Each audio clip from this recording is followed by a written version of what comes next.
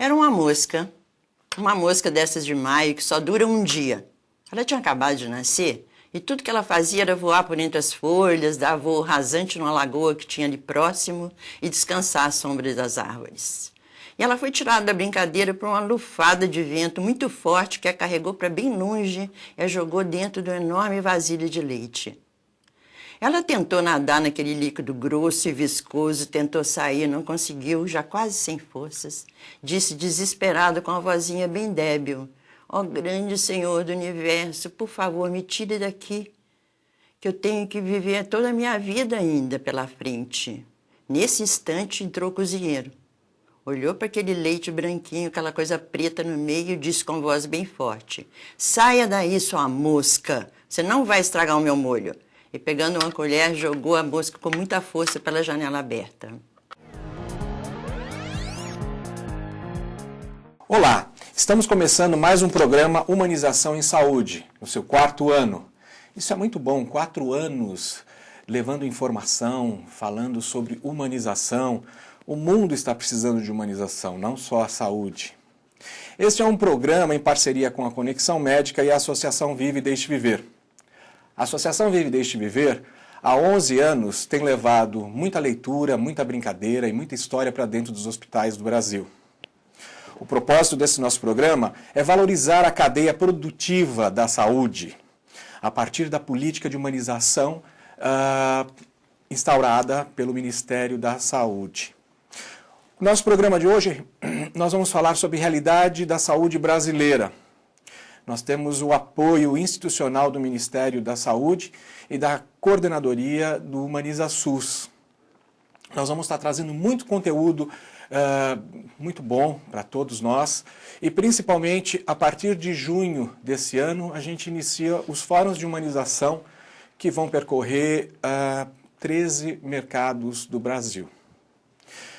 Nosso programa de hoje, nós vamos falar de clínica ampliada. O código desse programa é 1953, para você que efetivamente nos acompanha. Lembre-se também de mandar os seus questionamentos, as suas inquietações, tudo que está acontecendo de bom ou também de ruim aí na sua praça, para a gente poder discutir no nosso programa. Nosso convidado de hoje é o Dr. Gustavo Tenório Cunha. Ele é médico formado pela Unicamp, mestre em saúde coletiva e também consultor da Política Nacional de Humanização do Ministério da Saúde. Tudo bom, doutor? Tudo bom. Eu quero agradecer imensamente esse apoio do Ministério nesse nosso 4º ano de programa. Como eu falei, é um dos programas que tem sido bem assistido. A gente acaba tendo uma audiência muito interessante. E falar de humanização, onde o planeta está precisando ser humanizado, eu acho que é importante. É muito engraçado quando a gente fala de clínica ampliada. O que é clínica ampliada, doutor? É fazer um puxadinho na clínica? Essa é uma excelente questão. Esse termo, essa proposta de trabalho, é uma proposta que agora o Ministério da Saúde vem trabalhando, mas ela surgiu dentro do campo de pesquisas da saúde coletiva e, em primeiro lugar, ela busca reconhecer os grandes avanços que a medicina conquistou até hoje, né? Então, a gente, para poder fazer crítica, para poder melhorar, talvez ela tenha esse reconhecimento de ampliado, porque ela não quer jogar fora nada de bom que a gente conquistou. Mas não jogando fora, ela quer se autorizar a melhorar e olhar para as coisas que ainda estão faltando para uma boa qualidade. Então, quando a gente... quando a política de humanização nos traz diversos temas, né? Eu acompanhei a política desde o seu início, até um pouquinho antes, porque em 98, diversas organizações não governamentais se reuniram ao entorno para discutir, quer dizer, é aquela sensação de uma organização não governamental dentro de um espaço público, ou mesmo de um espaço privado. No caso do Viva, a gente está nos hospitais públicos, a sua grande maioria, mas também está no... A gente percebeu, assim, que precisava se falar de humanização, né? Essa palavra ainda incomoda muita gente, né? É mais ou menos dizer, olha, você é totalmente desumano, seu trabalho... Pela dificuldade que a gente via, quer dizer, imagine organizações não governamentais entrando dentro de um sistema onde percebe-se dificuldades, e dificuldades muitas vezes dentro do próprio projeto da gestão. Eu falo isso porque eu sou profissional de comunicação há muito tempo. E uma das coisas que mais me incomodou no início dessa caminhada, há 11 anos atrás, foi exatamente entrar dentro de um hospital e perceber o quanto as pessoas definitivamente não se falavam, ou cara fechada, ou... Eu falava, como é que de fato essas pessoas se comunicam? Primeiro entre elas e depois olhando de fato para o indivíduo que é a razão da existência da saúde, do hospital, né? Então isso, de uma certa forma, eu diria que a gente avançou muito nesses 10 anos, eu vi muitas coisas legais acontecerem, muito médico que não sorria passou a sorrir, muita gente que não falava passou a falar, e a gente percebe que é importante falar de humanização e desse complexo. Quando a gente fala de clínica ampliada, isso envolve um monte de coisa, né? Então, Valdir, acho que você foi preciso, porque a gente tem percebido que não dá para falar de clínica, de atenção, de qualidade da atenção, sem falar de gestão. E esse é um princípio da Política Nacional de Humanização. Não dá para separar um do outro. A gente pode, em algum momento, fazer uma distinção entre os dois, tem alguns espaços que são mais gerenciais, mais administrativos, mas uma coisa influencia a outra. E, de fato, o processo de cuidado é um processo de gestão de um caso, é o processo de gestão de um projeto terapêutico. Então, as duas coisas estão misturadas e esse é uma das questões que a gente vai abordar hoje. Então, vamos em frente.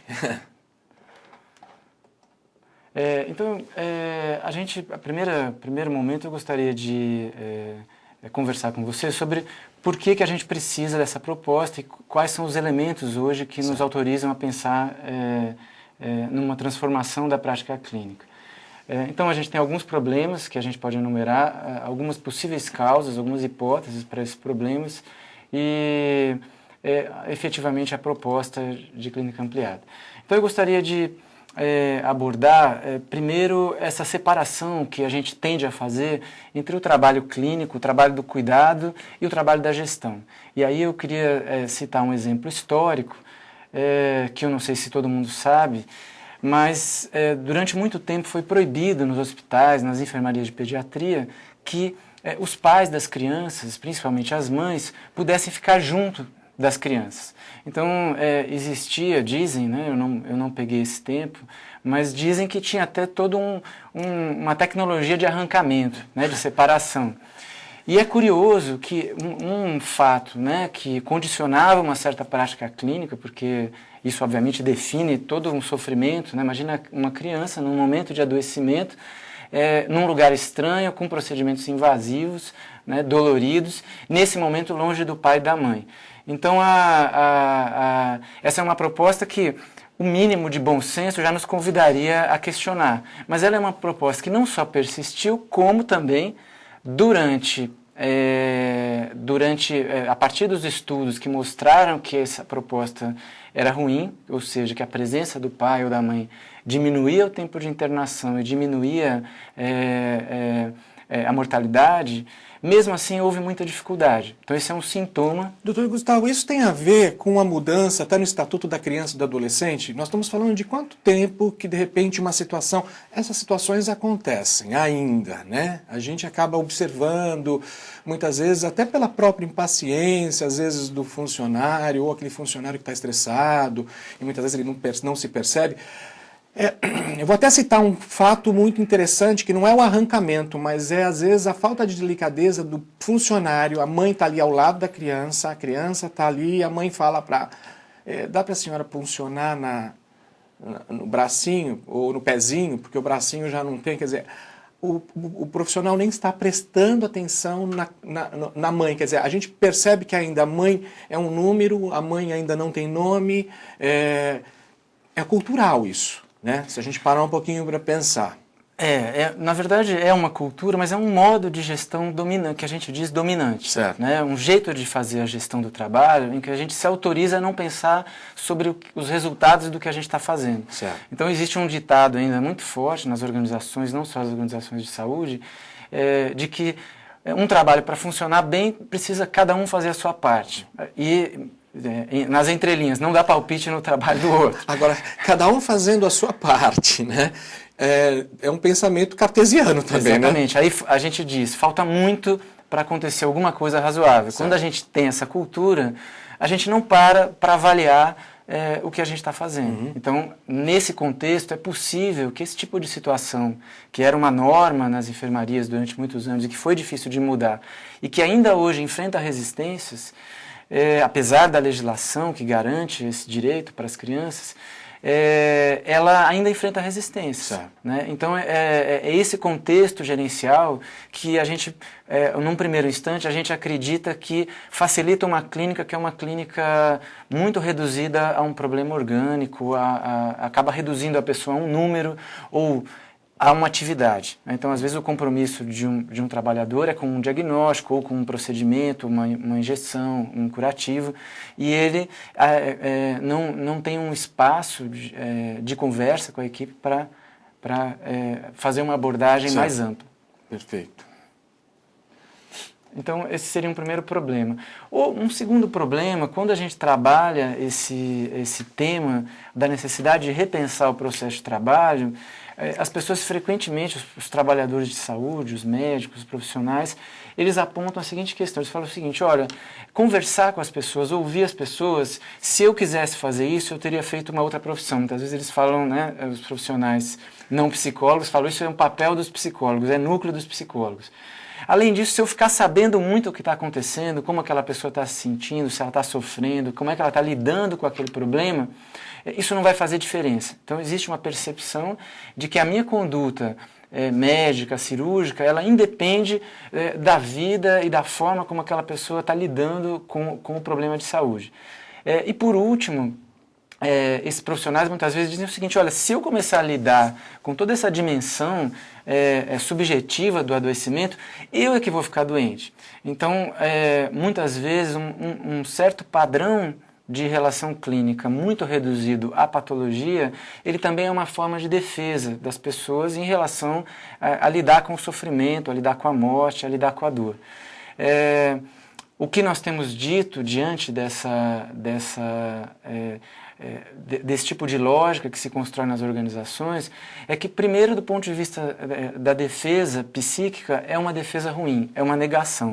Então, talvez isso seja um dos motivos pelos quais os indicadores de saúde dos médicos e dos trabalhadores de saúde seja tão ruim. Acho que você tocou num ponto assim crucial. A gente sabe que dentro de cada hospital tem lá o serviço do próprio psicólogo para esse indivíduo que talvez precise. E isso é pouco usado. Isso é pouco usado, mas a gente costuma dizer que um dos principais modos da gente lidar com isso é com o trabalho em equipe. Certo. Um dos melhores modos da gente lidar com o sofrimento.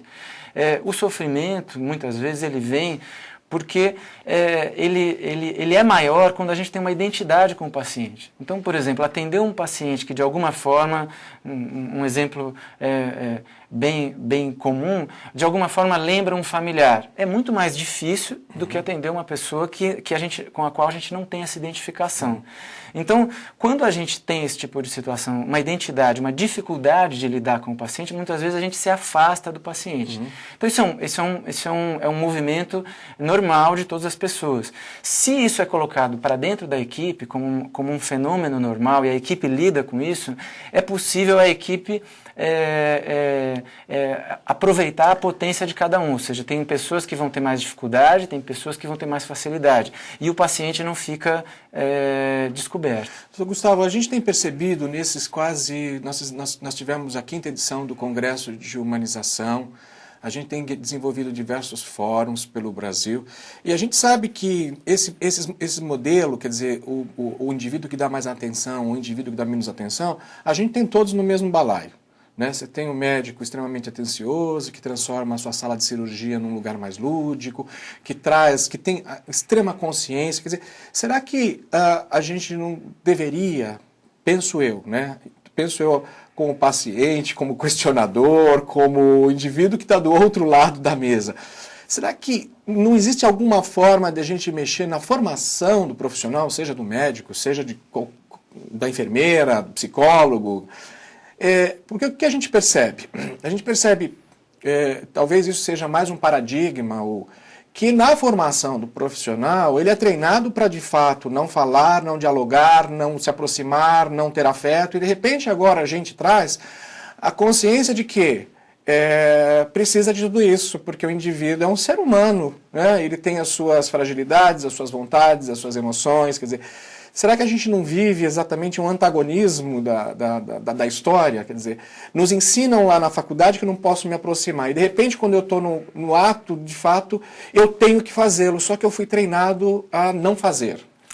Esse é um desafio, eu acho que o ensino ele tem se transformado e um dos maiores desafios do ensino nesse momento é justamente porque a fase mais importante do ensino é uma fase dentro do serviço de saúde.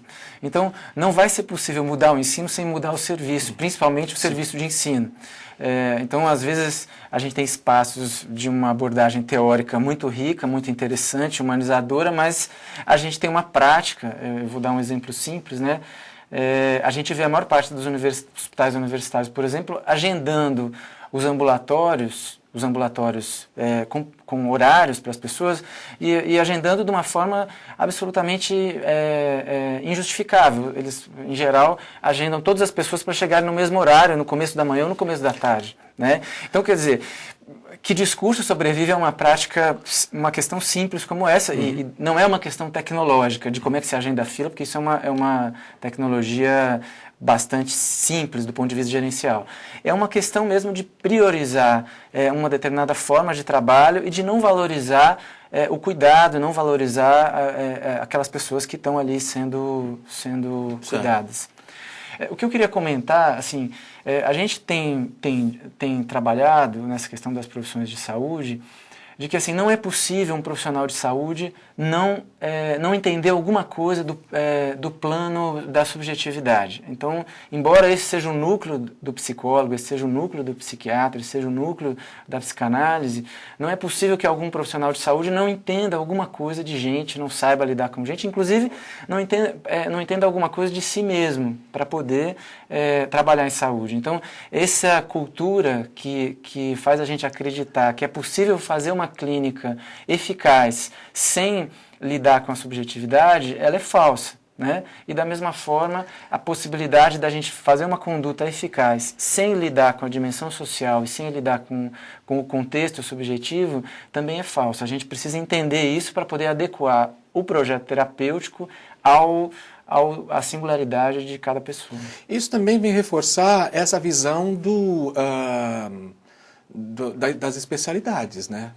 Porque quando você fala, tem um olhar mais amplo, tem um olhar, mas se o indivíduo é aquele que vai cuidar do dedão do pé, do esôfago, mais uma vez a gente entra nesse estresse, né? O indivíduo olhando uma parte, o indivíduo não olhando o paciente como um todo, quer dizer, vem reforçar, de uma certa forma, reforça a cultura, né? Então, Valdir, quando você comentou que o mundo, de uma certa forma, essas questões que a gente vê na saúde são questões também do planeta, né?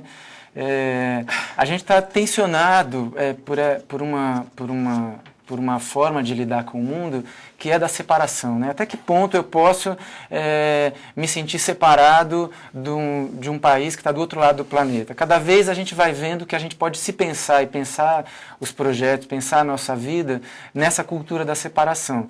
Dentro da saúde, a gente está praticamente tensionando os últimos limites. Até que ponto eu posso pensar o pedaço sem pensar o todo? Evidentemente que cada especialidade tem situações e tem momentos dentro de situações em que ela pode fazer isso. Mas cada vez mais, com a cronificação das doenças, com a complexidade do adoecimento, com a complexidade do conhecimento em saúde, cada vez mais a gente precisa construir um projeto terapêutico que seja articulado entre as diferentes especialidades, entre as diferentes profissões. Então não é jogar fora esse conhecimento, mas é colocar ele em relação aos outros conhecimentos e em relação ao contexto singular do projeto terapêutico. Muito bom. Eu queria só... também uma outra questão assim, em relação à mudança da clínica, a relação com a gestão, é que muitas vezes a gente tem a ideia de que a gestão, assim como a clínica, é um tema da objetividade, é um tema objetivo, é um tema que basta a gente ser racional, e aí, de novo, a formação ela tem uma importância muito grande, porque a gente aprende nos espaços de formação que a gente deve tentar ser neutro e não se envolver, né? Quando, na verdade, a gente sabe que isso é impossível, né? E esse estudo que eu estou mostrando na tela, ele é um estudo que um pesquisador inglês fez nos hospitais, mas que ele é extensível a outros serviços de saúde, tentando entender como que os trabalhadores em saúde reagem ao sofrimento, reagem ao desgaste do trabalho em saúde.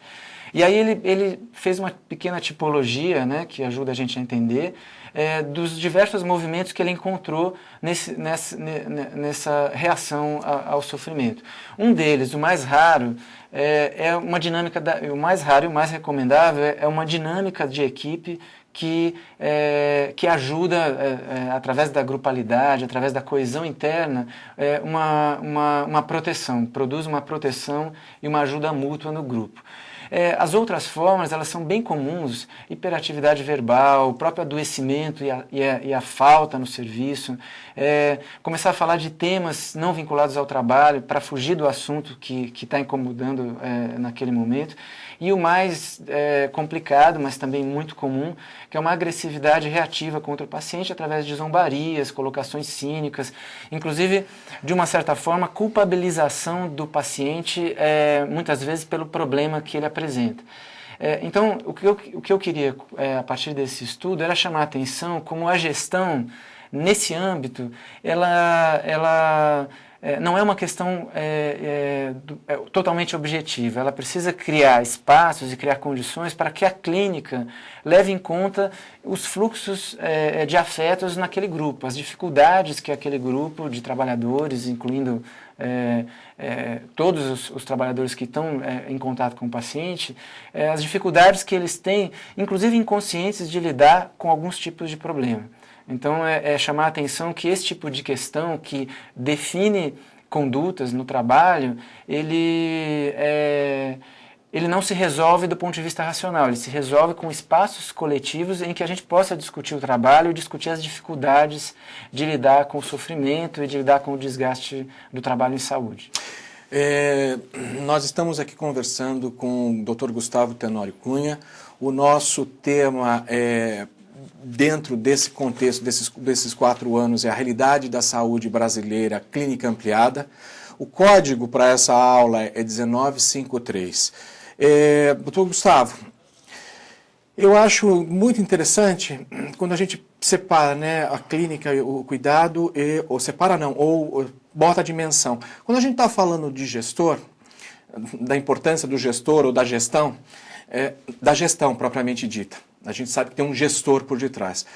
E quando esse gestor muda várias vezes, eu estou colocando alguns insights, porque isso a gente acaba vendo com muito mais facilidade na saúde pública, né? Porque muda um partido, muda uma regra, então automaticamente também muda, tem uma rolagem aí.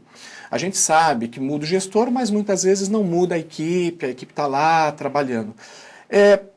Nessa sua dedicação, como é que você tem, de fato, visto isso?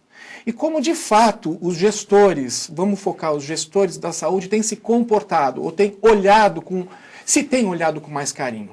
Nós fizemos uma pesquisa também para foi apresentado no 3º Congresso, onde a gente teve uma parceria com o Hospital das Clínicas em São Paulo, e a gente foi entender primeiro o que essas pessoas, os funcionários, entendiam por humanização. E veio assim de uma força muito grande. o hospital é a nossa casa, nós amamos a nossa casa, nós amamos o que fazemos, mas na contrapartida vinha o estresse é demais, a canseira é demais, as horas são demais, a velocidade e o tempo é demais. Então a gente tem também essa coisa, eu olho para o hospital e sou apaixonado por aquilo que faço, gosto do que faço, gosto de doar para o outro, mas também tem esse contraponto de não ter tempo de olhar para o outro, né? Como que os gestores, aí eu estou falando não da gestão propriamente dita, mas de quem, de uma certa forma, impulsiona, apoia, aprova, porque eu tenho batido também na porta de alguns hospitais, às vezes levando a importância do nosso trabalho, e a gente sabe que o nosso trabalho é lúdico. Tem gestores que olham para aquela dele e falam assim, precisa disso. E tem outros que acham extremamente importante isso, porque visualizam até... se a gente levar informação, cultura, no meio da história, sabe, leva uma informação sobre cidadania, quer dizer, no fundo você está provocando alguma coisa no indivíduo. Você está dando cultura também. Então eu queria entender, na sua visão, como é que anda esse compasso da gente estar falando de uma política que é extremamente nova, arrojada, né? A gente está falando de seres humanos, mas a gente ainda tem um topo de pessoas que decidem que definitivamente não acreditam, né? Então, uma percepção que existe dentro dessa discussão gerencial da saúde é que uma parte importante do trabalho em saúde ele não é padronizável pela gestão, digamos assim, mais administrativa. Então, é muito difícil que a qualidade relacional do trabalho em saúde ela seja prescritiva do ponto de vista de um gestor. Quer dizer, não adianta eu chegar para as pessoas e prescrever, por exemplo, que elas tratem bem os seus pacientes ou que elas estejam... desenvolvam capacidades relacionais para lidar com seus pacientes. Esse é um tipo de competência técnica, que tem uma técnica, tem uma tecnologia para fazer isso, mas ela não é prescritível, ela depende de um contexto que facilite essas tecnologias de acontecerem e que dê suporte para que os trabalhadores lidem com as dificuldades. Então, uma constatação que muitos gestores têm tido é que a gestão da clínica, fazer gestão da clínica, as ferramentas que a maior parte dos gestores tem são muito inadequadas.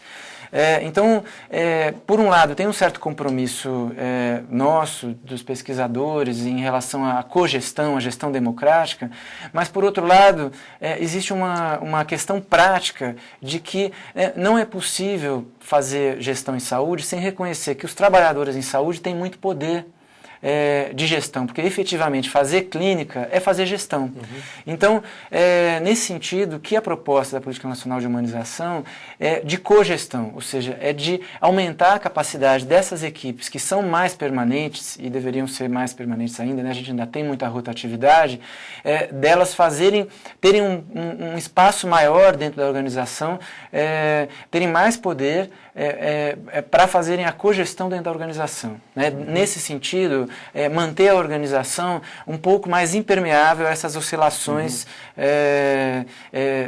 da gestão mais macro da instituição. Perfeito. Então eu queria só comentar alguns dos problemas que a gente ainda tem em relação, que justifica a gente pensar a clínica ampliada. Então essa questão da fragmentação, então muitos serviços a gente pode perguntar para os usuários, olha, quem é o seu médico, quem é o profissional responsável por você, quem é a equipe que você está referenciado. Então muitos pacientes vão citar vários profissionais e não vai haver um profissional que seja responsável pelo projeto terapêutico e por articular o trabalho dos outros profissionais. Então essa fragmentação ela é um problema grave e ela conduz a uma clínica de baixa qualidade. Um outro indicador explícito de um problema clínico é a baixa adesão aos tratamentos. Então, com a cronificação das doenças, a gente tem, por um lado, uma baixa adesão aos tratamentos, por outro lado, uma medicalização do ponto de vista de saúde pública, uma medicalização e até uma hipocondria coletiva, a gente poderia dizer assim, no sentido de que a gente consome medicamentos de uma forma inadequada e prejudicial à saúde. Doutor Gustavo, quando a gente fala da baixa adesão dos tratamentos, qual é o público que hoje menos adere? Existe? É o idoso, Olha, é o mais jovem, é a adolescência? Por exemplo, hoje em dia tem serviços de referência em atenção à AIDS, o paciente com AIDS é um paciente que toma muita medicação. Então é um paciente cuja tecnologia relacional é muito importante. Certo. Então, por exemplo, tem um serviço em Campinas, que é um dos serviços que tem indicadores de adesão ao tratamento de tuberculose entre os melhores do estado de São Paulo, do Brasil, em que, por exemplo, ele quantifica quais profissionais têm melhor resultado dentro do serviço. Isso é possível fazer se cada profissional sabe quem são os seus pacientes. Né? Então, isso está muito relacionado à tecnologia do profissional para lidar com a complexidade do adoecimento. Então, se a gente acredita que o nosso trabalho se restringe a decidir qual é o exame, qual a medicação correta, evidentemente que esse tipo de atendimento vai gerar uma baixa adesão, né? Porque o projeto terapêutico a pessoa não vai se reconhecer nesse projeto. Se o profissional tem mais capacidade de diálogo para negociar a medicação, negociar o projeto terapêutico, ele vai conseguir mais adesão ao tratamento, ele vai escutar mais, vai negociar mais as propostas de tratamento e aí vai conseguir mais resultado. Eu acho que isso também vai de acordo com aquela queixa grande dos pacientes, assim, eu quero os meus direitos, mas na verdade aqui é um exercício de mostrar os deveres dele. Porque um paciente, quando sabe, ou quando tem tempo, ou quando se discute, ou quando a gente empodera, ele passa a ser um grande aliado nesse confronto, né? Sim, eu acho que aí o exemplo da Política Nacional de DST-AIDS é um exemplo importante porque é uma política que chamou as populações vulneráveis, os grupos vulneráveis, para participar da política. Né? E tomou esses grupos como parceiros na luta contra a AIDS no país. Esse é um movimento que a gente, na saúde em geral, tem dificuldade de fazer, de tomar o paciente como parceiro de tratamento e reconhecer que ele é o principal interessado. Né? No fundo, algumas decisões de vida em relação ao tratamento, elas são decisões pessoais que a gente precisa aprender a respeitar. Muitas vezes a gente infantiliza os pacientes, né? E por conta disso acaba tendo uma baixa adesão aos tratamentos. E aí, na verdade, a gente tem uma dificuldade de lidar com a complexidade, né, e com a diferença. Né? Então isso é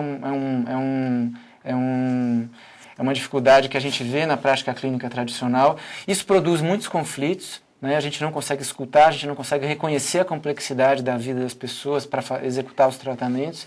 E aí isso produz também muita iatrogenia, muito dano. Então, iatrogenia, né? A gente tem como primeiro mandamento da medicina não causar dano, mas a gente tem indicadores de iatrogenia que são muito preocupantes no nosso país. Eu citaria a porcentagem de partos cesáreas, que o Brasil é um recordista de partos cesáreas. Isso é uma loucura, né? Isso veio exatamente para facilitar a vida do médico. Então, isso demonstra a complexidade do nosso trabalho em saúde. Né? Eu tenho um professor que diz: uma cesárea bem indicada salva 2 vidas. Uma cesárea mal indicada é um crime. Né? Agora, pior do que uma cesárea mal indicada é você criar a necessidade social da cesárea, né? Criar uma cultura de dependência da cesárea, de transformação do parto em um ato exclusivamente médico, em um problema de saúde, e não o contrário, né? Uma situação de saúde a princípio. E ter a cesárea como uma garantia, né? Um recurso que a gente usa para a menor porcentagem dos casos que não evolui para parto normal. Alguns exemplos também que são bastante conhecidos, alguns tipos de cirurgia de hérnia de disco que não são recomendados, mas são feitos extensivamente ou foram feitos mais extensivamente. Os abusos dos exames de check-up, que a gente sabe que não tem esse poder todo que a mídia e muitas vezes muitos profissionais acreditam a eles. Quem ganha com isso, hein, doutor? Todo o complexo médico-industrial se beneficia desse consumo. Né? Quem perde com isso é a população. muitos exames, eles têm risco para a saúde. Os exames feitos em situação de baixa prevalência, ou seja, sem critérios clínicos para indicação, sem motivos para você pedir, só por fazer, por screening, muitas vezes eles geram muito falso positivo, eles geram resultados errados. Então, essa cultura que foi produzida é uma cultura que produz muito dano e ela também está na esteira de uma prática clínica reduzida, né, que vai lidar com as pessoas sem reconhecer a complexidade, sem avaliar risco. Esse problema da terapia de reposição hormonal, que todo mundo conhece, que foi uma extensão desse tipo de tratamento, que não era, na verdade, um tratamento, mas que era vendido como se fosse, na verdade, um processo de medicalização da menopausa, né? É uma fase normal da vida da mulher. Então, o problema também das cirurgias de redução de estômago, quando essa cirurgia é tomada como única terapêutica diante de um problema complexo, que é o problema da obesidade. Então, a gente tem já resultados de pesquisa mostrando que essa cirurgia feita sem critérios, muitas vezes ela vai produzir o retorno da obesidade, vai produzir problemas de saúde mental no pós-operatório. O indivíduo vai para resolver um problema e acaba tendo 10 milhões de outros problemas. E a gente acaba tentando entendendo um problema complexo de uma forma muito reduzida, muito simplificada, né? Nesse caso, como exemplo, que a gente vê, assim, a mídia também fomenta. E aí não tem médico que mude a cabeça do paciente, uma vez que ele poderia fazer esse processo sem tanto gasto, sem tanto prejuízo para a própria saúde, né? Porque, na verdade, entender as variáveis que estão produzindo aquele problema. Eu acho que isso é uma tarefa da saúde e a gente, em vez de tentar resolver de uma forma mágica, e a gente tem muitas soluções mágicas, mas não todas, né? A gente tem muitas doenças crônicas e muitos problemas complexos, e o problema da obesidade é um problema complexo, tem uma dimensão cultural, mas tem uma dimensão pessoal, da relação com a comida, da história familiar, então, da relação com o corpo. Então, todas essas questões, se elas não são abordadas adequadamente, a gente vai produzir uma proposta que ela está sendo enganosa no sentido que ela está simplificando demais uma questão que é complexa. Então, a parceria numa proposta terapêutica, ela se dá quando a gente pode discutir com o paciente toda a complexidade do processo de adoecimento, da patologia e do tratamento. Muito bom. Então, esses são alguns indicadores, né? Essa questão da medicalização do cotidiano, essa questão que em outros países se chama invenção de doenças ou disease mongering. Isso é da cabeça do paciente? Não. Por exemplo, transformar a menopausa numa patologia, né? Transformar problemas relacionais com as crianças, por exemplo, em hiperatividade e medicalizar, né, um número enorme de crianças. Transformar dificuldades escolares em distúrbio de atenção. Então, tem uma série de problemas que vão sendo... E isso tem toda uma discussão no campo da farmacoepidemiologia, porque isso interessa a indústria farmacêutica produzir, né, o que eles chamam de medicalização do normal, né? E aí, nesse sentido, você começa a trabalhar com patologias que elas até podem existir para um número muito restrito de pessoas, mas, né, começa a aparecer nas revistas aqueles questionários que você vai preenchendo e no final você diz se você tem aquilo ou não, e se você tem, você procura um médico e já está definido qual que é o remédio que ele vai te dar. E provavelmente o indivíduo que vai atrás dessas informações, ele entra dentro da internet, ele já puxa, ele já diz para o médico o que o médico tem que fazer por ele. Então tem esse tensionamento também, é uma questão que ela não se reduz à dimensão do serviço de saúde, ela é uma questão da nossa cultura, né? A medicalização. Só um exemplo...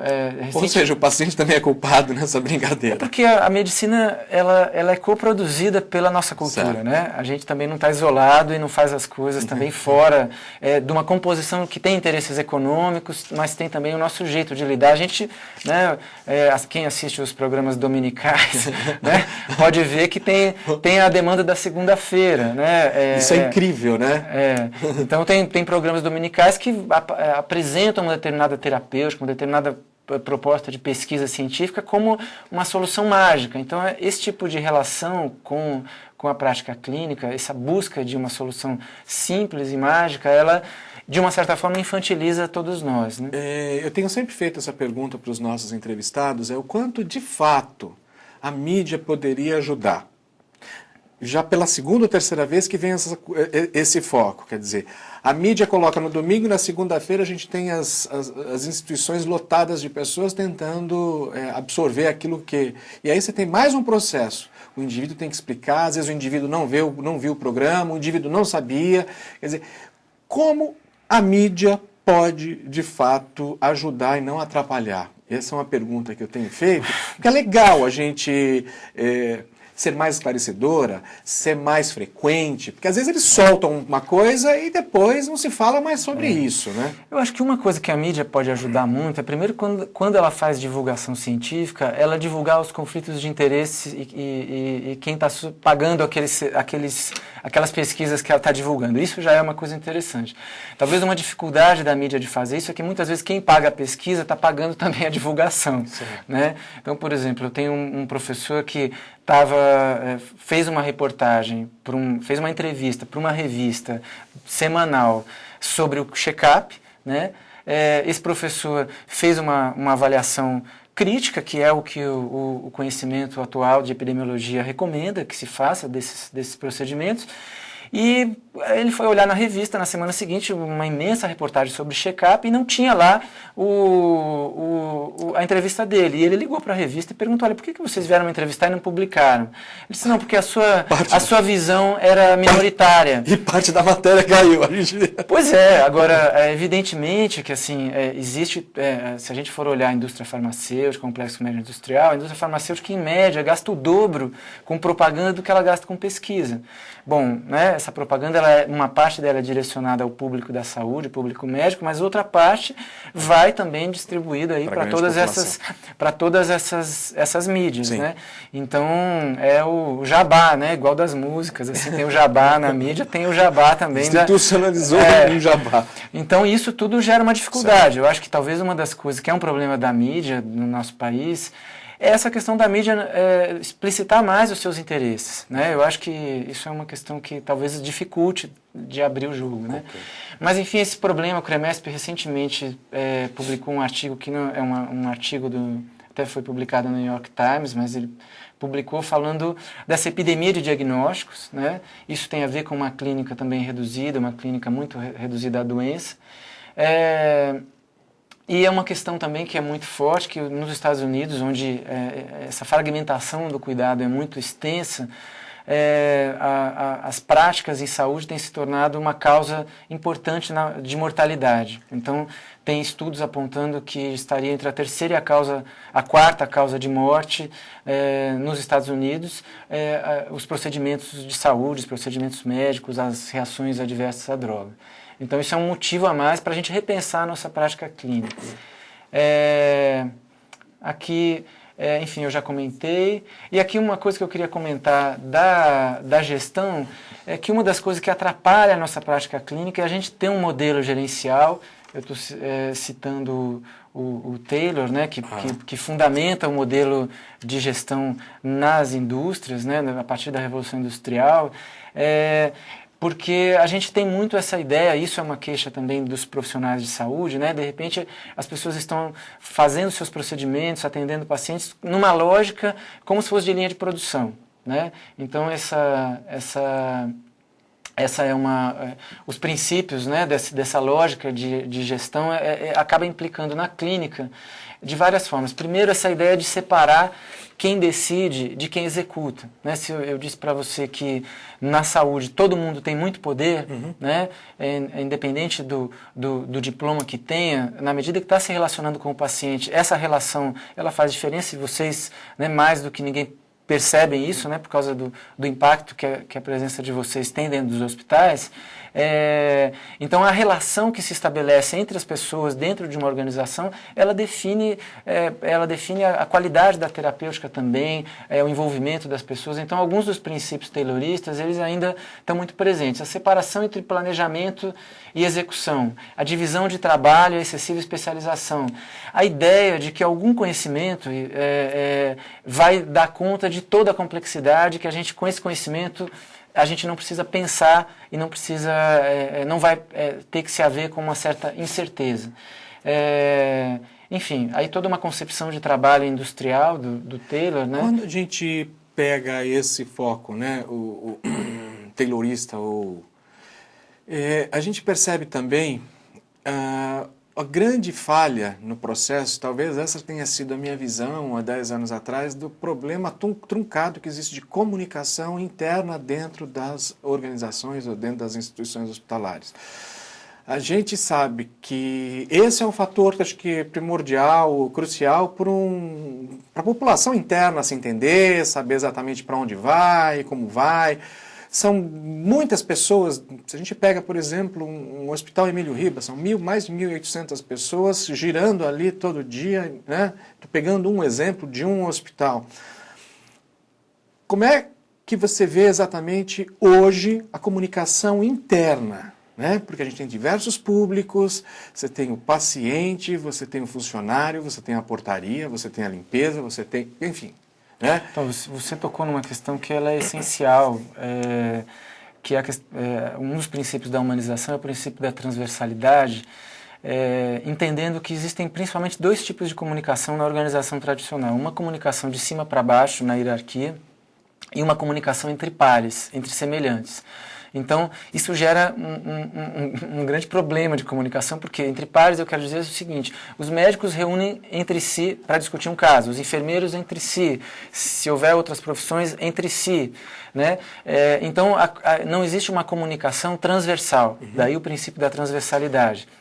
A nossa proposta de gestão para a clínica ampliada é que a gente possa definir dentro de qualquer organização, independente do tamanho, pessoas e equipes que são responsáveis por pessoas. Então, em vez da gente definir pessoas que são responsáveis por procedimentos, a gente definir equipes que são responsáveis por pessoas.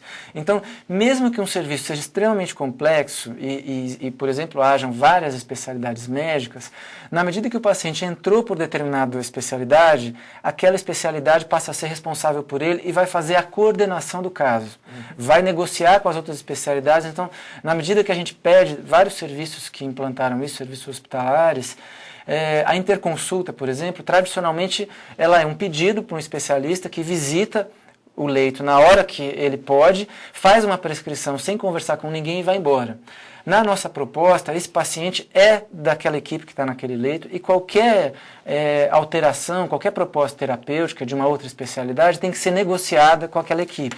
Então, muitos serviços implantaram uma lógica em que as interconsultas têm que ser por escrito e a prescrição por escrito, mas não pode ser só por escrito, tem que ser por escrito e verbal. Ou por telefone ou pessoalmente. Então isso é uma forma, então a comunicação ela está muito colada à responsabilização. Sim. Quando a gente define de quem é esse paciente, fica mais fácil da gente avaliar a qualidade da clínica, a qualidade relacional e de fazer a coordenação do caso. Então é com essa tecnologia que a gente tem trabalhado dentro dessas organizações mais complexas, grandes serviços, para definir isso. Em relação aos ambulatórios também é a mesma coisa. E os indicadores de resultado? Existem ferramentais para avaliar esse processo todo, já que é uma proposta? Os principais indicadores de resultado se dão nos indicadores tradicionais mesmo. A gente diminui tempo de internação, diminui queixas dos pacientes, diminui conflito. Tá. Então, a eficácia melhora. Certo. Então, vários serviços que implantaram isso verificam que a eficácia geral melhora, mas quando a gente vai perguntar para os trabalhadores, também a satisfação dos trabalhadores em relação ao trabalho melhora muito, né? Porque a gente fica com a possibilidade para os trabalhadores de verem o resultado do seu trabalho. Em saúde, um dos grandes problemas da fragmentação é que a gente trabalha muito, muitas vezes, mas não vê o resultado do trabalho, né? Não consegue avaliar isso. Eu vou passar mais rapidinho aqui para poder comentar que só uma... Então, na proposta, eu queria passar mais a proposta da clínica ampliada.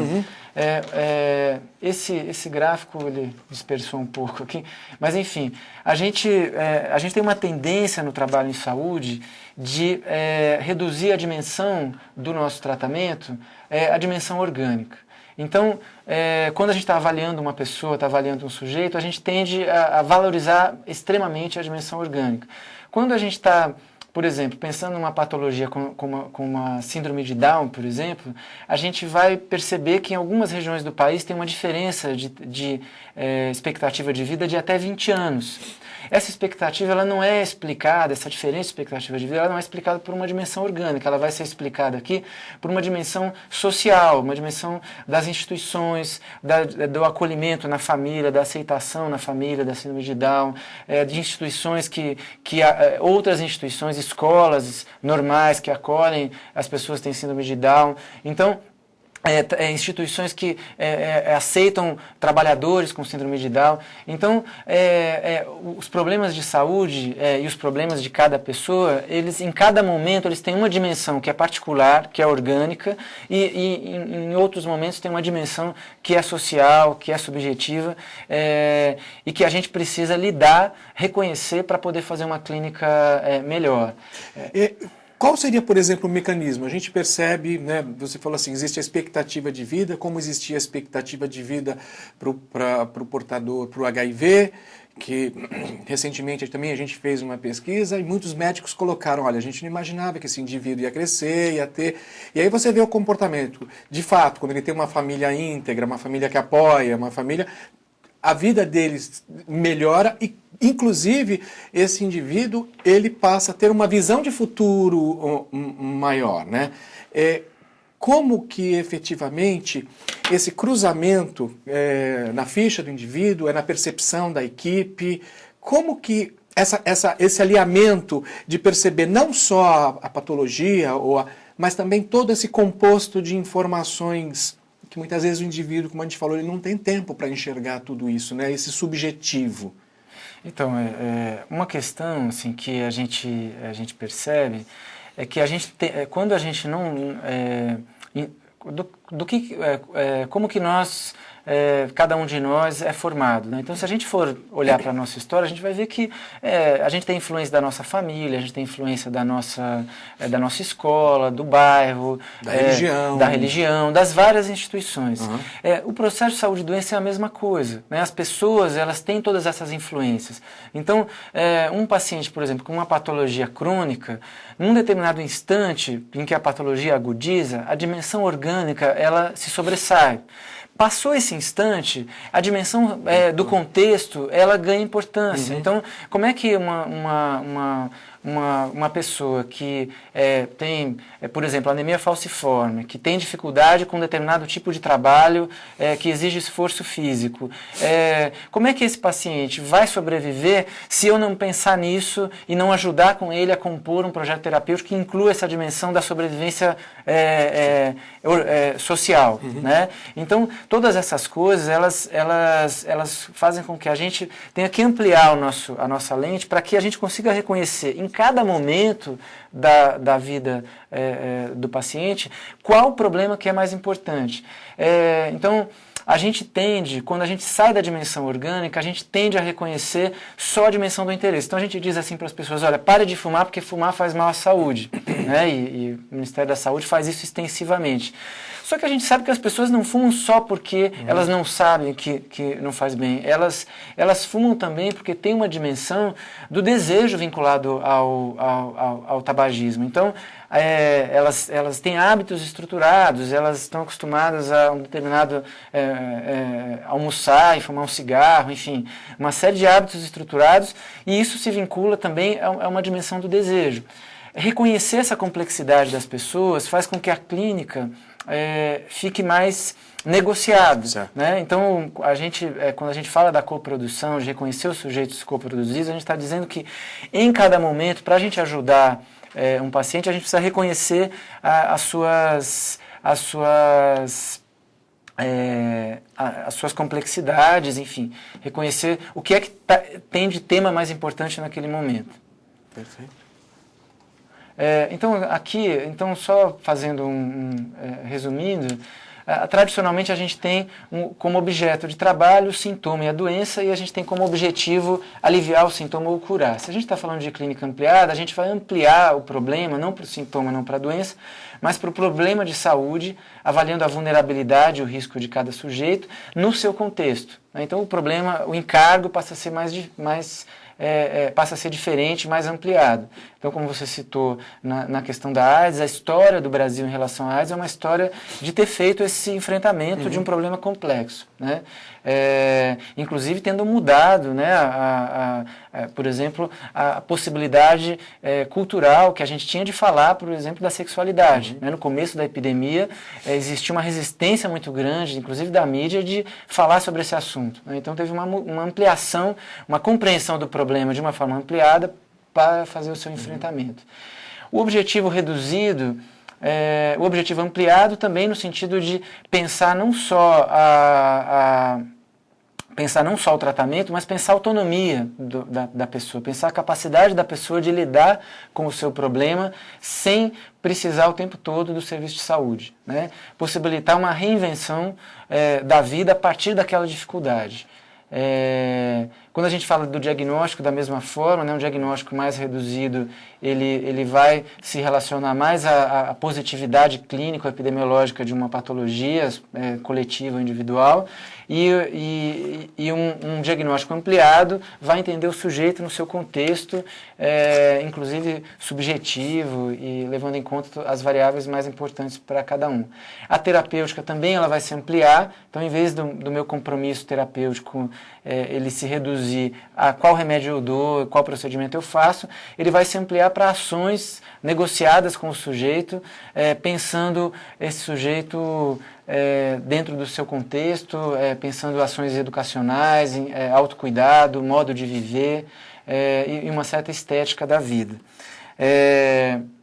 Aqui eu queria dar um exemplo prático. Então, outro dia a gente tinha o caso de uma criança com uma doença crônica grave, que tinha que usar muita medicação, e o ambulatório de especialidade constatou que essa criança não tomava medicação.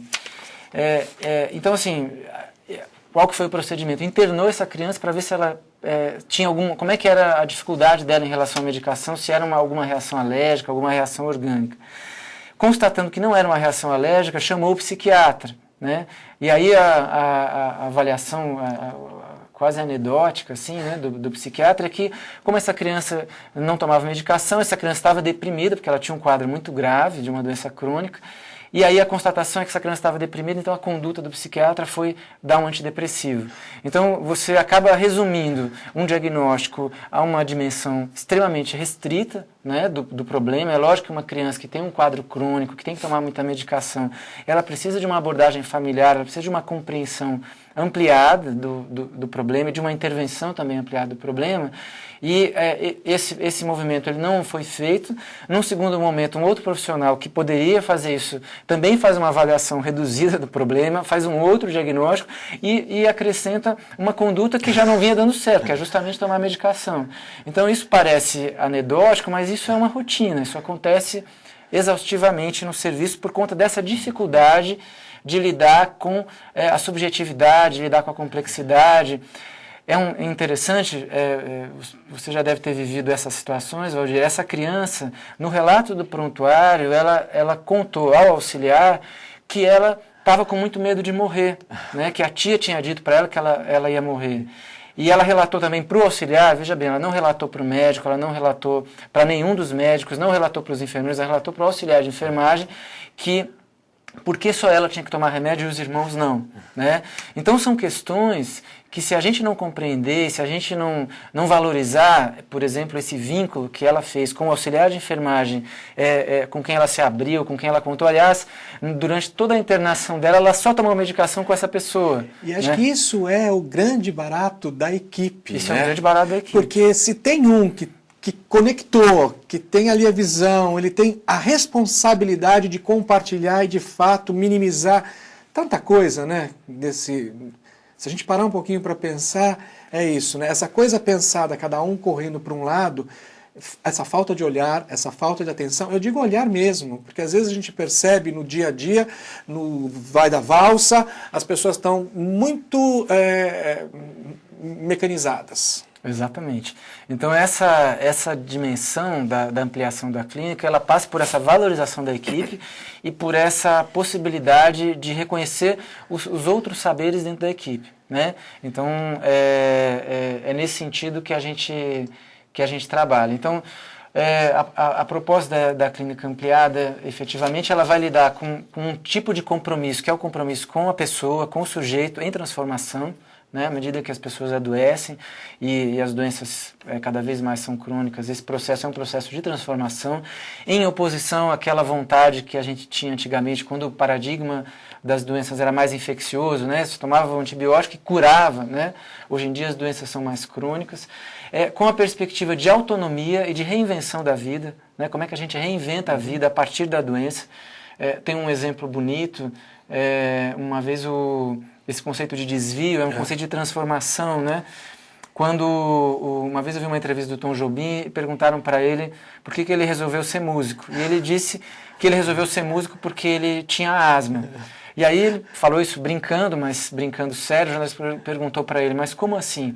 Não, acontece que eu gostava muito de sair, eu gostava muito de namorar, gostava muito de ficar na noite, mas isso muitas vezes quando eu era jovem me causava crises de asma e eu, enfim, acabei gostando de estudar piano, ficava mais em casa, no começo nem gostava tanto, estudei tanto, acabei gostando, logo virei músico porque tinha asma.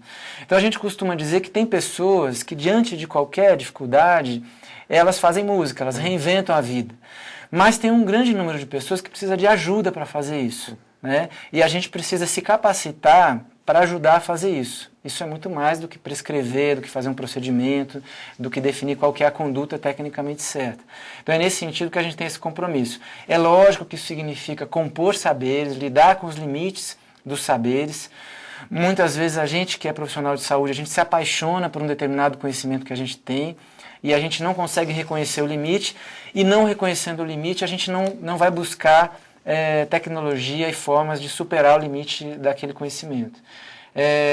O espaço de equipe sempre é um espaço de disputa, sempre estão envolvidas nas relações humanas afetos, transferências, né, afetivas, a gente precisa ter espaço para conversar sobre isso, e sempre as pessoas que a gente está lidando estão imersas em relações de poder, né? Então, por exemplo, hoje em dia a gente não tolera mais no serviço de saúde, sem fazer uma intervenção, por exemplo, criança vítima de violência, qualquer tipo de violência, né? Mesmo que seja dos pais e tal.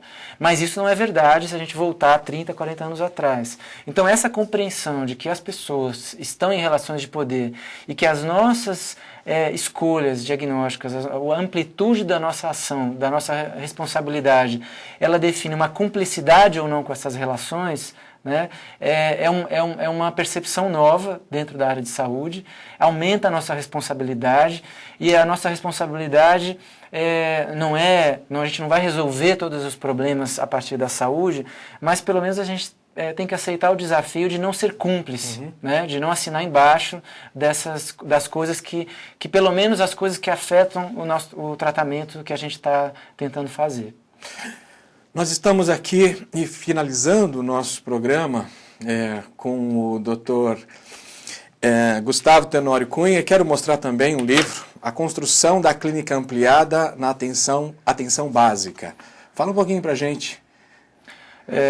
Esse livro ele é praticamente a minha tese a minha dissertação de mestrado, e a minha dissertação de mestrado ela é referente ao trabalho que eu fiz na atenção primária, na atenção básica, como médico de família e comunidade. Então eu trabalhei como médico de família e comunidade, e a partir dessa experiência e de todo um conjunto de saberes que eu tive acesso depois no mestrado, eu fiz uma reflexão sobre esse trabalho, sobre a clínica ampliada na atenção primária. A atenção primária é uma atenção estritamente ambulatorial, onde a prática clínica ela é muito diferente da hospitalar, né? Uma prática clínica numa relação de poder muito diferente, né? O paciente não está deitado, o paciente tem poder para decidir sobre o seu tratamento, e a gente precisa aprender a lidar, a fazer clínica nessas condições diferenciadas. Mais alguma coisa, doutor? Eu quero agradecer muito essa possibilidade. Eu acho que é uma oportunidade a gente discutir, falar desses assuntos, né, para mais gente. Dizer que a Política Nacional de Humanização do Ministério da Saúde está à disposição. A gente tem, tem um site da Política Nacional de Humanização, tem a rede HumanizaSUS, que é aberta para interação com várias pessoas. Está aberto, eu acho que tem que ir lá, tem que registrar, tem que mostrar o que está fazendo de bom. Eu acho que essa rede é fantástica. Então, e a gente tem avançado nessa tecnologia, né, de poder compor forças pelo Brasil afora, criar um grande movimento, né, a partir dessas experiências positivas, desse SUS que dá certo, e me colocar também à disposição para eventuais conversas, dúvidas. Vamos convocá-lo mais vezes, com certeza. A você que esteve aí com a gente, meu muito obrigado. Esse programa curso ele é do Código 1953 e queremos lembrar que esse ano o SUS completa 20 anos. Muito obrigado a você que esteve conosco. Perguntas, questionamentos, mande. A gente espera até para discutir aqui no programa. Obrigado e até a próxima. A mosca foi cair num pedacinho de mesa que tinha do lado de fora, no cantinho onde batia o sol. Enquanto secava as asinhas e se refazia daquele susto que tinha levado, ela disse: "Obrigado, senhor, por ter agido com tanta rapidez." Eu ouvi sua voz, forte que tremeu os alicerces do mundo. Eu não entendi nada, mas também eu não posso entender a língua de um ser tão grandioso como você. E esfregando as patinhas para tirar o resto do leite, sacudindo as asinhas já secas, ela começou uma dança maluca por entre as árvores, pousou numa folha e disse pensativa: "Em agradecimento pela minha salvação, eu vou dedicar minha vida para o bem da humanidade. Eu vou fazer o bem para os homens para o resto da minha vida.